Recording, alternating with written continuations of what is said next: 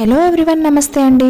ఈ వీడియోలో అయితే నేను మా వారి ఊర్లో ఫాలో అయ్యే ఒక రిచువల్ గురించి ఎక్స్ప్లెయిన్ చేయబోతున్నా అండి. లాస్ట్ షార్ట్ వీడియోలో మా వారి ఊర్లో ఈ రోజు మార్నింగ్ 5:30కి భజన స్టార్ట్ చేస్తే రేపు మార్నింగ్ 5:30 వరకు చేస్తారు అని చెప్పా కదండి. అది ఎందుకు చేస్తారు ఏంటి అనే డీటెయిల్స్ అని నేను ఈ వీడియోలో ఎక్స్ప్లెయిన్ చేయబోతున్నా అనమాట.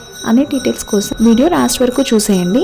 యూజువల్గా నాకు తెలిసి శివరాత్రి రోజు ఈ రోజు మార్నింగ్ 6 నుంచి రేపు మార్నింగ్ 6 వరకు ఉపవాసం జాగారం ఉండి రేపు మార్నింగ్ విరమించుకుంటారు. ఇక్కడ మా మామయ్య గారి ఊర్లో ఏంటంటే శివరాత్రి కాకుండా ఇంకో 3 డేస్ స్పెషల్ గా చేస్తారనమాట. ఆ 3 డేస్ ఏంటి అంటే ముక్కోటి ఏకాదశి, భీష్మ ఏకాదశి అండ్ కార్తీక మాసంలో వచ్చే ఏకాదశి అండి. సో అర్థమైందా అండి? ఇది ముక్కోటి ఏకాదశి రోజు ఫాలో అయ్యే ట్రెడిషన్ అనమాట మా మామయ్య గారు వాళ్ళ ఊర్లో. ఈ కనిపిస్తున్న టెంపుల్ వచ్చేసి వెంకటేశ్వర స్వామి టెంపుల్ అండి. వెంకటేశ్వర స్వామి టెంపుల్ లో ఉత్తర ద్వారం దర్శనం ఉంటుంది కదండి. సో ఆ టెంపుల్ దగ్గర నుంచి భజన జరిగే నీలమ్మ గుడి వరకు లైటింగ్స్ పెట్టారనమాట. ఇలా చిన్నప్పటి నుంచి ముక్కోటి ఏకాదశి లేదా వైకుంఠ ఏకాదశి అంటే అన్ని వైష్ణవ దేవాలయాలు వెంకటేశ్వర స్వామి ఉత్తర ద్వార దర్శనం ఇస్తారు. ఇది నాకు తెలిసింది చిన్నప్పటి నుంచి. నానమ్మ కూడా చిన్నప్పటి నుంచి మమ్మల్ని టెంపుల్ కి తీసుకెళ్లేది. ఆ రోజు ఉత్తర ద్వారం దర్శనం చేయించుకొని తీసుకొచ్చేదండి. 2023లో కూడా అక్క బర్త్డే కని గుంటూరుకు వెళ్లి అమరావతి దగ్గరలో ఉన్న వెంకటపాలెం వెంకటేశ్వర స్వామిని అయితే దర్శించుకున్నామండి. ఆ రోజు మేము మీరు గమనిస్తే 2024లో ముక్కోటి ఏకాదశి రాలేదు. అది ఈ ఇయర్ 2024 ఈ జాన్ 10th వచ్చిందనమాట. ఈ ఇయర్ ఏకాదశి ద్వాదశి కలిపి వచ్చాయంటండి. సో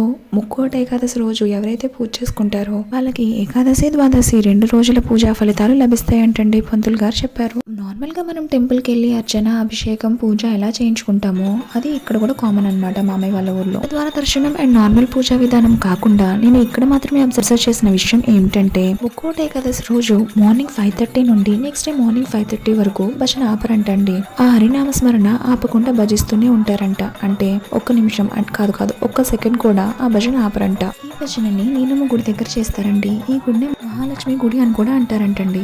నేను చెప్పిన 3 ఏకాదశులు భీష్మ ఏకాదశి, ముక్కోటి ఏకాదశి అండ్ కార్తీక మాసంలో వచ్చే ఏకాదశి 3 ఏకాదశుల్లో కూడాను భజన ఈ నీలమ్మ గుడి దగ్గరే చేస్తారంటండి. బట్ పోను టెంపుల్స్ వచ్చేసాక ఈ భజనలు రెస్పెక్టివ్ టెంపుల్స్ కి షిఫ్ట్ చేశారంటండి.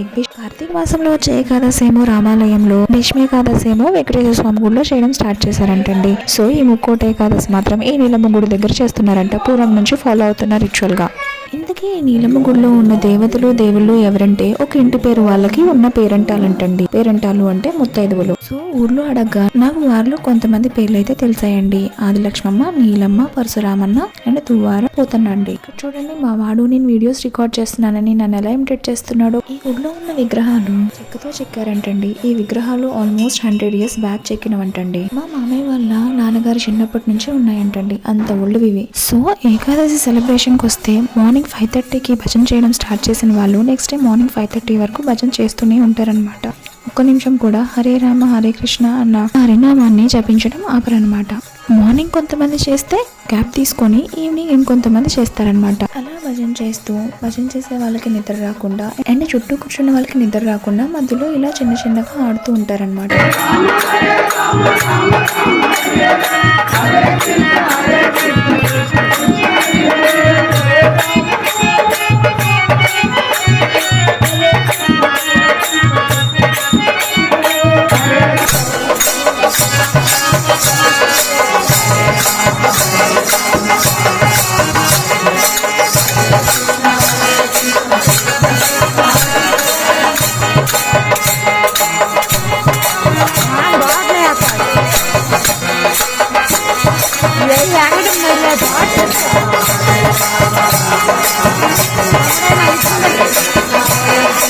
ఇలా భజన చేస్తున్నప్పుడు మధ్యలో ప్రసాదాలు, టీలు కూడా ఇస్తారండి నిద్ర రాకుండా ఉండడానికి అండ్ యాక్టివ్ గా భజన చేయడానికి. శివరాత్రికి దీనికి డిఫరెన్స్ ఏంటంటే ఉపవాసం ఒక్కటే ఉండదు. ఫైనల్ గా 24 hours ఆ హరినామ స్మరణతో భజన అయిపోయిన తర్వాత ఇలా అయితే ఊరేగిస్తారండి. తాళాలతో ఆ స్వామి వారి పటాన్ని తీసుకెళ్తుంటే ఆశీర్వాదం తీసుకునే వాళ్ళు వచ్చి తీసుకొని పసుపు కుంకుమ తీసుకుంటూ ఉంటారండి.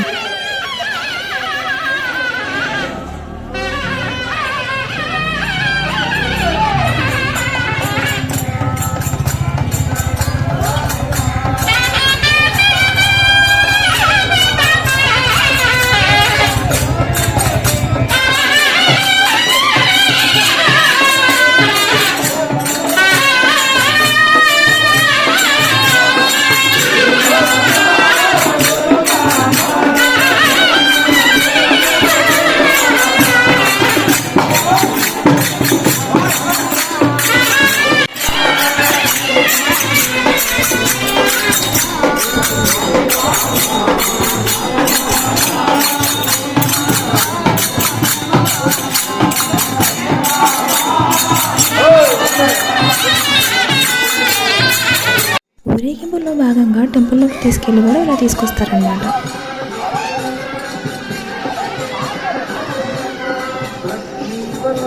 ఫైనల్గా ఊరంతా ఊరేగించిన తర్వాత అయితే ఇలా అయితే శాంతి చేస్తారండి.